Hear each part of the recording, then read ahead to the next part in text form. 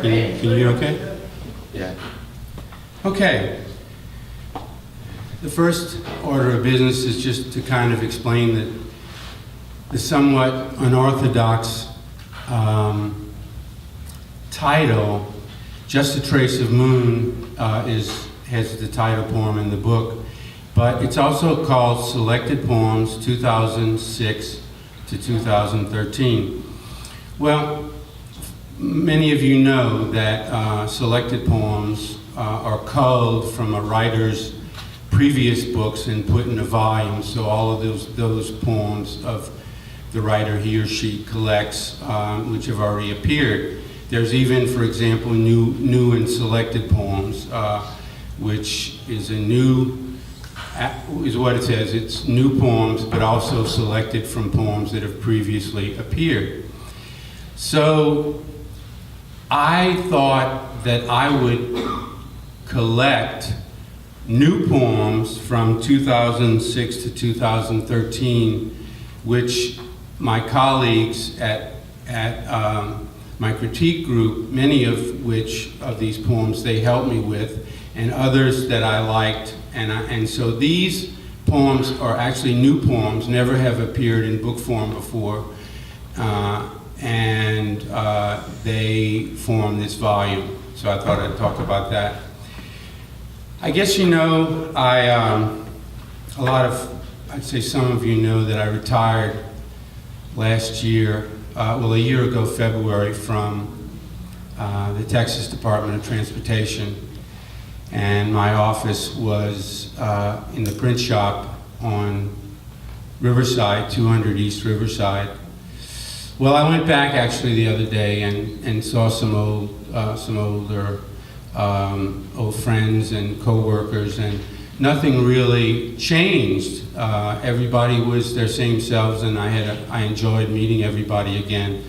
The only thing that changed were the copying machines. So they got new ones of those. I guess they were unsatisfied with the last one, but these kinds of deals go on all the time with state equipment. So I went back, and the person I really wanted to see was my friend Becky Lucas. And I like Becky so much because she still does, has a great sense of humor. And so we talked for a while, and that talking brought back a kind of a story that happened around the year 2000 between us. Let me say that in the year 2000 we had at Riverside 200 at the building there a cafeteria called Calvin's Cafeteria. Well, Calvin, I should say, served food that you wouldn't want to write home about, if you know what I mean. It was rather bland, and to give you an idea how bland it was, he served string beans from a can, and that's pretty much tells you what you ate there. Anyway, we were in a circle at work, just chatting. Maybe it was a break. And Becky's standing next to me, and I thought I would say something ironic. So I said, yes, Calvin's Cafeteria has food fit for a king. And Becky snapped, yeah, all right. Here, king, here, boy. Come here, boy. So she had a great sense of humor, and I really admire her for that. Can everybody hear in the back okay? Okay, good.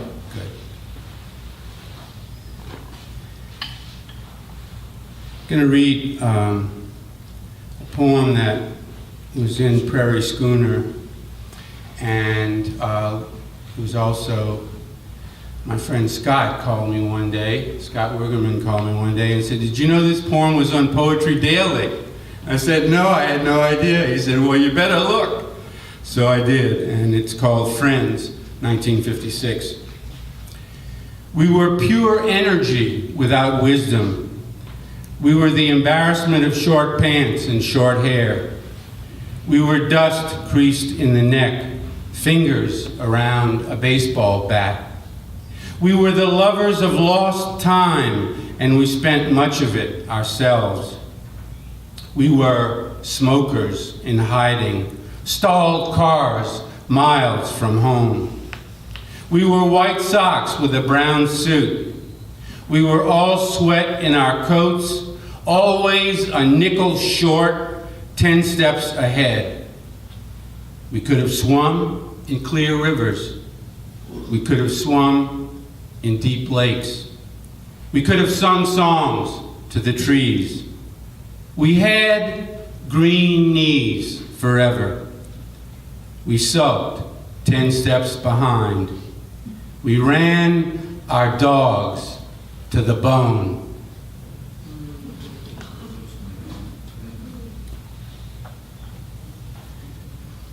This poem is going to be in a future issue of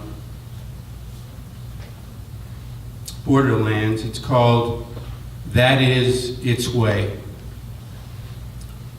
We must try to be as if always balanced on a bicycle, since all of nature does so in spite of our own meager attempts. Look at birds perfectly balanced on the wires, at ants bearing many times their ant weight, hawks on extended wings, dolphins in exact leaps, the trees anchored, the grass whole, the hummingbird steady. Only we are not secure with the cargo of irretrievable loss and the bad days of the spirit and the desire unreturned by the wished for. Beloveds, don't you think it is time to make peace so that if indeed we part, the air will be less tense around us, less apt to choke us with anger? Already there are signs of winter in the old mind. Those of us whose parents have just passed into another realm of transformation, we need to find a way to be our own parents now, just as they did for theirs. When Goethe said, "Two souls live in me," he must have meant the angelic and the demoniac. And he lived the balance. He could take both into old age. But the snake sheds its skin. That is its way. There is no other.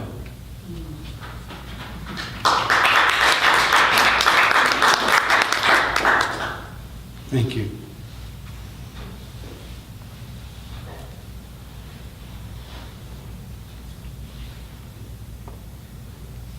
This is next poem is kind of a character portrait, a composite of,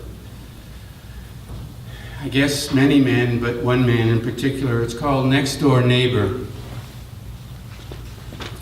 Summer in the grass, and he taps his nails against the desk. Forget the heat. The light made a Loretta Young entrance, he having pushed aside the curtains of old age. Still drumming out a tune with his fingers, he recalls what mattered, a farm from which his father sent him to New Orleans, a wife whose liver quit in deepest winter, one child. The bodies he entered, the wishes he began with, neither as important as the patina of wisdom that formed across his forehead over the years. Many of his interests arrived with one full moon or another, and he chopped hardwood, he pulled weeds. Once, coming home from a bar, he fell asleep at the wheel and crashed through a store window. But exactly where has his good luck taken him? Over a hill, under a bridge of comings and goings, beyond cities and their great souls, across deserts where water was illusory and sand a reminder, through mountains resembling women's breasts. Even now he forecasts his days like tomorrow's weather. Thumbs up for this year's tomatoes. Thumbs up for getting a new pet. Thumbs down for the life of his Ford.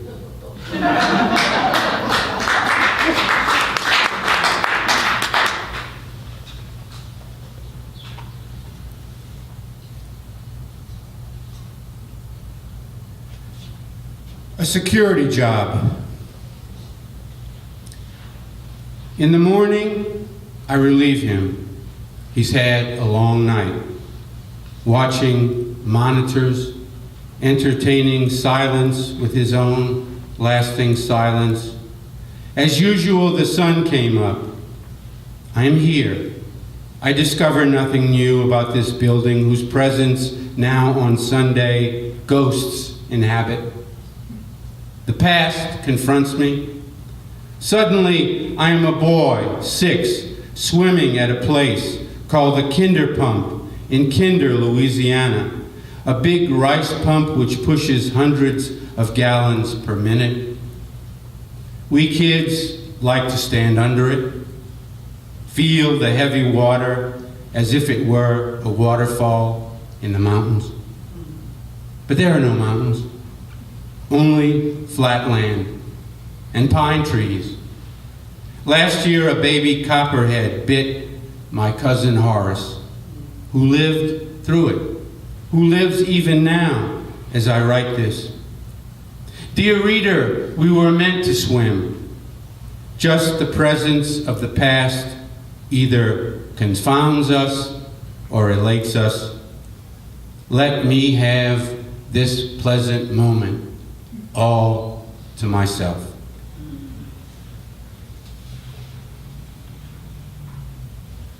And in a lighter vein, I know some of you have heard this poem,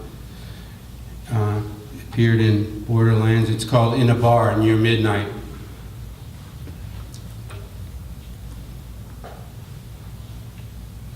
A beautiful girl says, hello. He wonders why. He smiles for the first time in months. What he needs to know, is there someone in her life? No, better not to know, not now anyway. Suddenly he feels up to a short lecture. Ever read Goethe, he asks. Who? Goethe, the German genius who lived from 1749 to 1832. Sorry. His life was a precious stone. In his dreams, all the women in town knocked on his door. Once Napoleon himself took the time to look him up. He wrote so awfully much it'd take years to read him. And he never even found anyone he could put a wedding ring on. But as an old man, he lived with a girl, 19, Christiana Vulpius, who bore him a son. In world literature, only Shakespeare and Dante can compare. Wouldn't you like to meet a writer as talented, as godly? You know, the gods chose him. Wouldn't you like to remain in the company of someone like him? No, not really, I just need a light.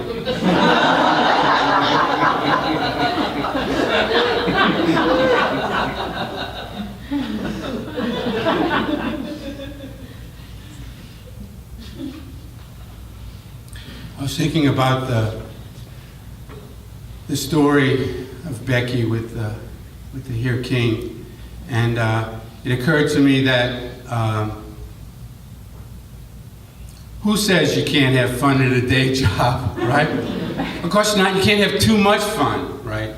Because they don't like that. But anyway, that's an afterthought.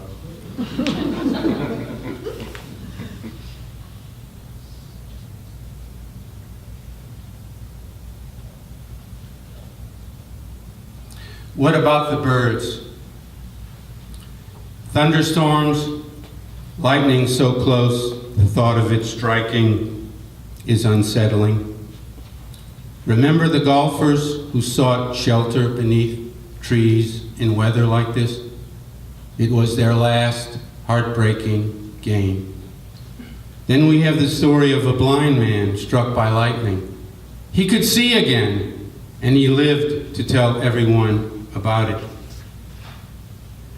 It's not easy to view ourselves as lab mice in evolution's great experiment.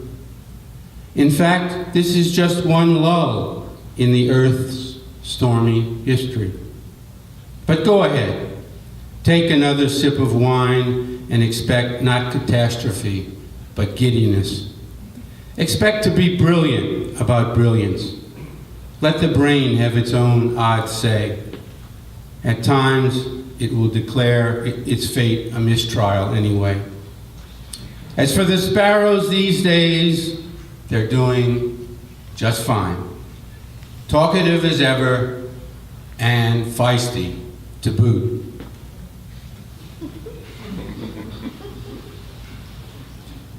Bless them.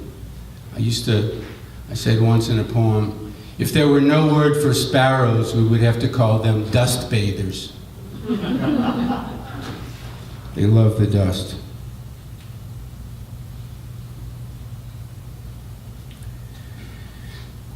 If you read the book, you find it's largely organized around music. I just surrounded myself with music between 2006 and even now, but starting in 2006, and both pop music or music from my time, which is half of what this is about, and also classical music. So this poem is called Something Modern, Something Old. The songs of my time insist we listen attentively. Take Fleetwood Mac. They incite almost all melody, which is the pie's filling, the alcohol in a mixed drink. Oh, Stevie Nicks, you carry your instrument around in your throat. You walk with it, sleep with it. It lives inside you, moves inside you like your heart. Sarah and Gypsy emerge resembling a husky Edith Piaf. So tender, so helpless is your loneliness. And a kind of quiet grief defines these limits.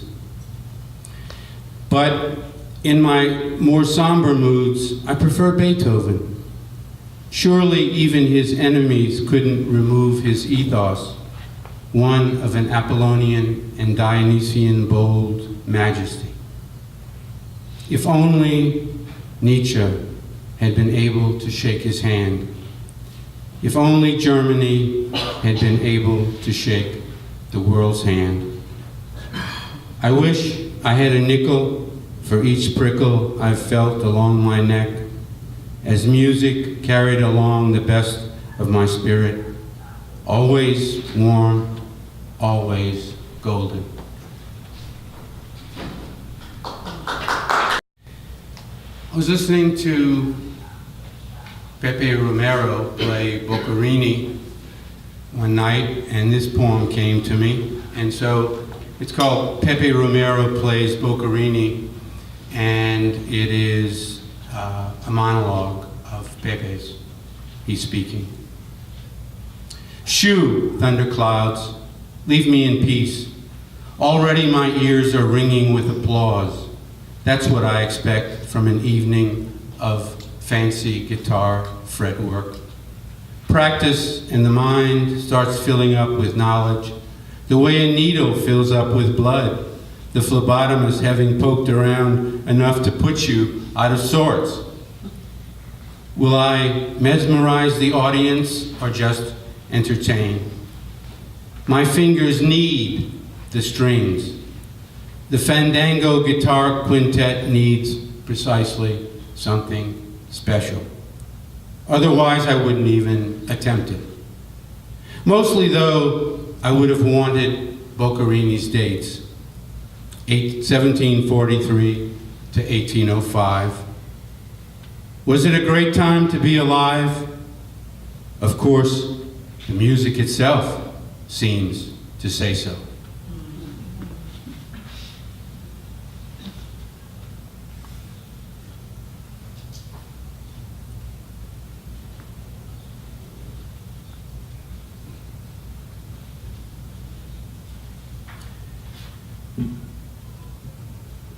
An egg on the ground.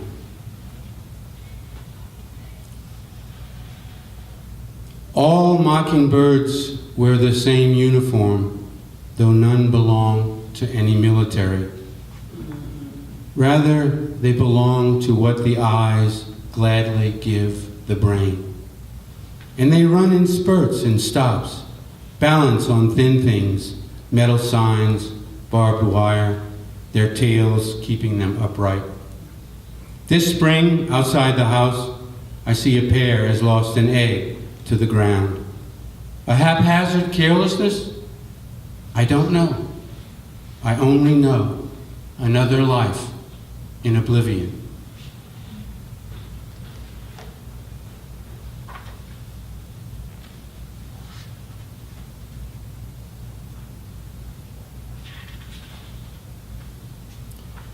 This poem is in 3 parts. It's called Meditation in Fall. 1. Day emerges from a dull grayness, one the children can't know in their sleep. I could say there are birds, but there are none, not now, anyway. What cool mornings in fall, what stamina the unheard from possess. I'm moving from expectation into awe. That's how the first people behaved, I think. Or take desire. It should be forgotten until a real need demands it. 2. Does anyone know where the bees live? I want to find them, see how contagious their patience is. Lacking that, however, I won't underestimate the trees, won't believe in a sad nothingness the dogs of the night howl to the moon. 3. Desire and power are blood brothers. So the quick bird escapes the quick cat. Just barely this time. As for the next, who can predict? Whose redemption, safe, assured, and benevolent as ever?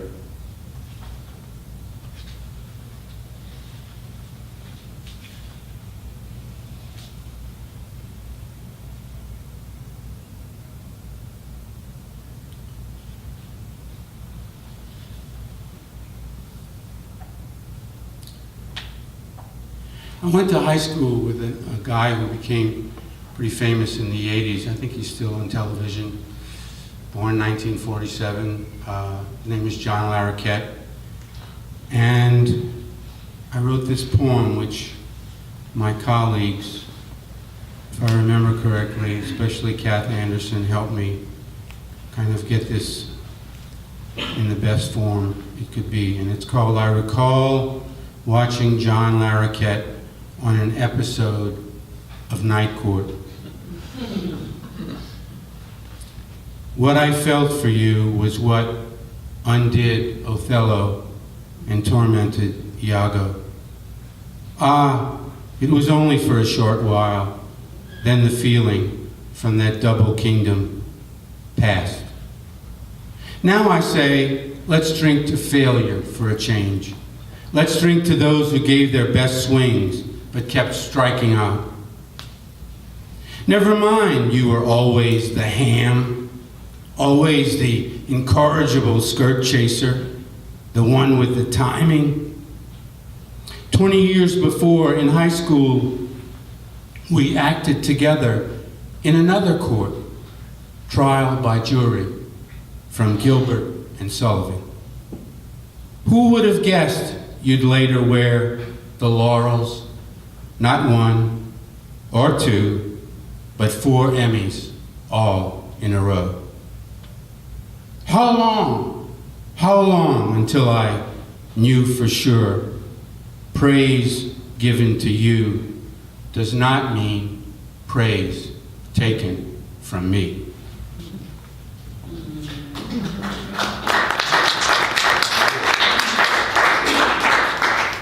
Haven't seen John in years. I guess the last I heard, he was riding a Mardi Gras float in an area where there were gunshots, and I think he quickly escaped underneath the seat of the float. So, still reactive. Another poem about music. This is about Brahms.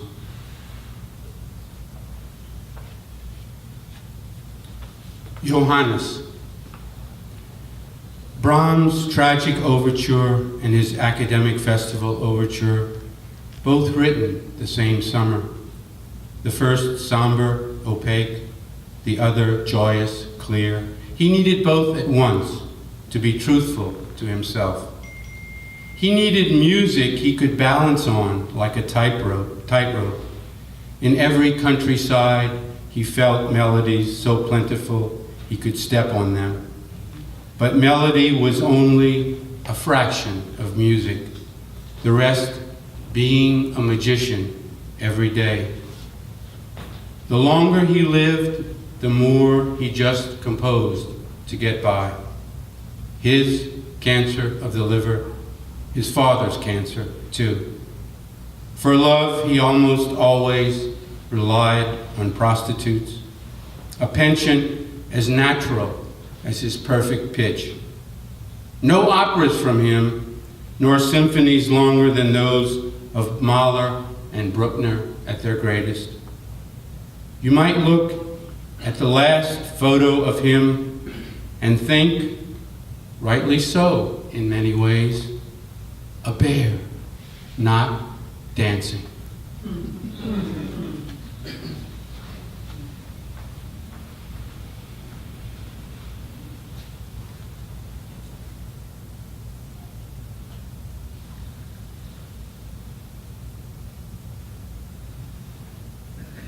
This poem was kind of an experiment. It really has, well, three characters, the observer and a mother and a child.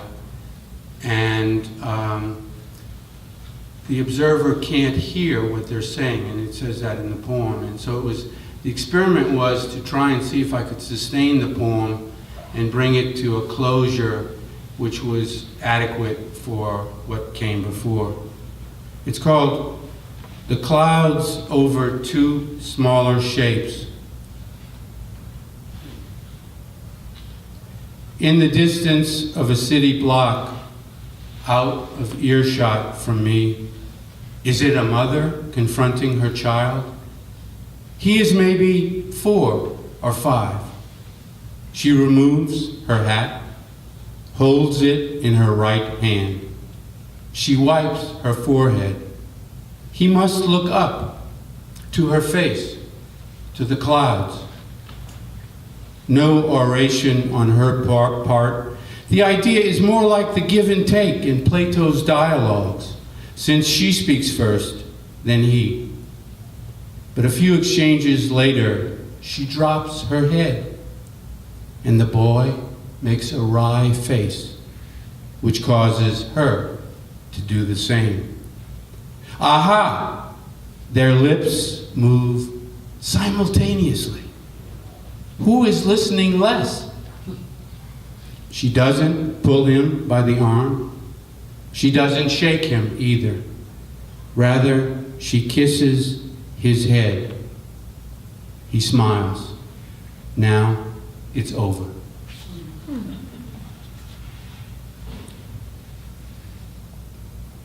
This is, I guess, what Robert Bly might call, and the Germans were famous, Rilke especially, although it started with Mörike back in the mid-19th century, but the Thing poem, the poem that is centered around one particular thing, and this is about a meditation on a grand piano. It's called Concert.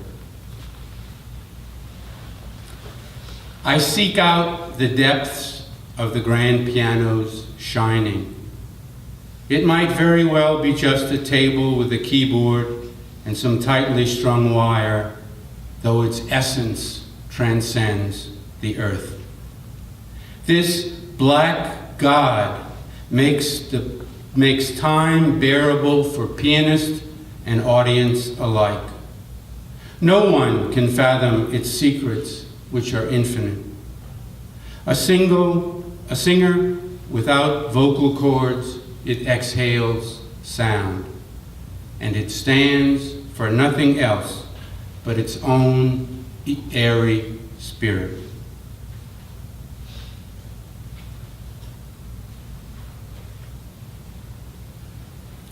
Read a few more and then we'll get to the signing. This poem was probably, I'd say 2007 I wrote this. I had a few more years to go in civil service. I think the images of the worker are clear, and the fact that everybody who was working didn't have the opportunities, especially for medical insurance, that the worker here had. It's called Lepidoptera. Chess and my opponent thought a questionable move on his part. I've made a lot of questionable moves, many of which I'd almost gladly take back. But the view from here suffices. Only 7 years, then retirement, though I'll not retire to some rocking chair. The job, no more taxing than a sinecure. My co-workers, most always ready for a laugh. A way to pass the time, the pay not bad. Am able to see a doctor when I need to. Others with the onus of no health insurance. I know, once ashamed to even go to the emergency room and its dear, dear price. Above my desk, species of butterflies, each with a unique color, each precious. This is what we wish, to be like them.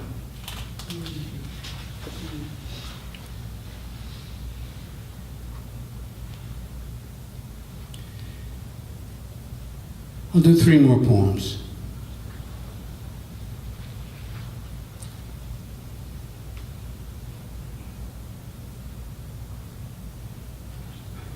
This is called A Young Woman.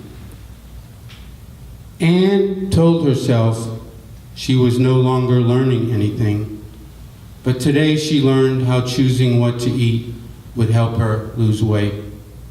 And yesterday she learned of beauty in how mosquitoes bounce along the air. So she gave herself not enough credit, like her father and his father, who drank too much. Moody, she told the blackbird, just count the stars. Be my love, tender moon, she thought, though her true love bill would appear in less than a year. The seasons would change without her really sensing it. Her job was so demanding. She could not help recall what her mother said. Few women avoid their reflections. Few women mind being thought of as Lady Luck, for they are, quite often, as though the mystery of a tarot deck.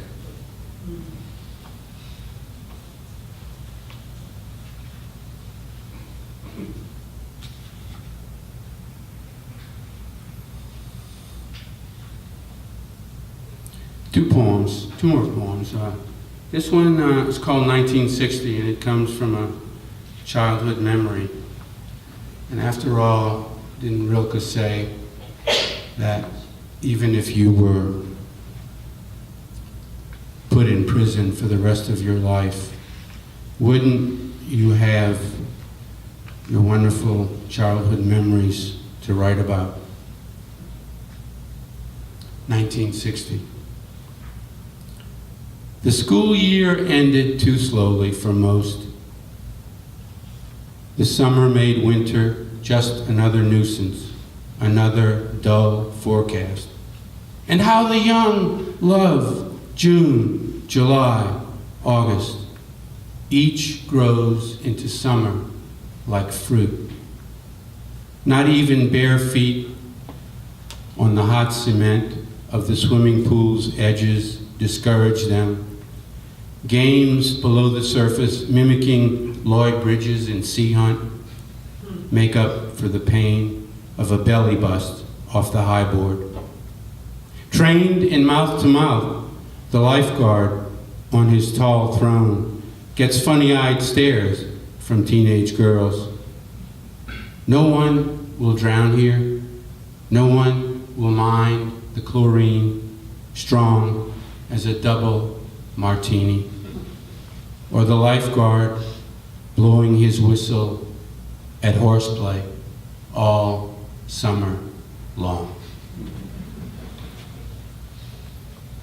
I'm going to end with the last poem in the book.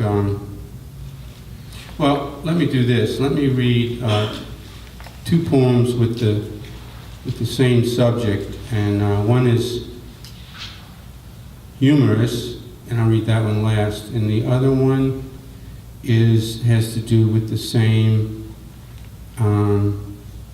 subject matter.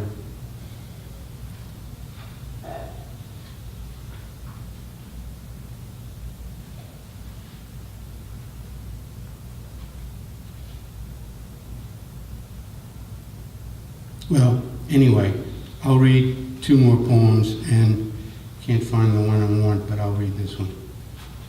And then the poem about the butcher shop, where I worked my way through college. Things both practical and sublime. When months pass like weeks, one can admit to being thoroughly involved. For school children, it may have been the summer. For hunters, it may have been the hunting season.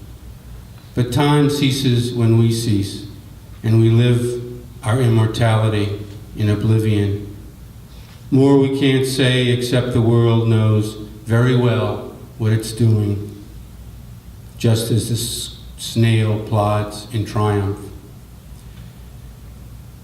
I wanted to have a distinct plan, yet it changed as I changed.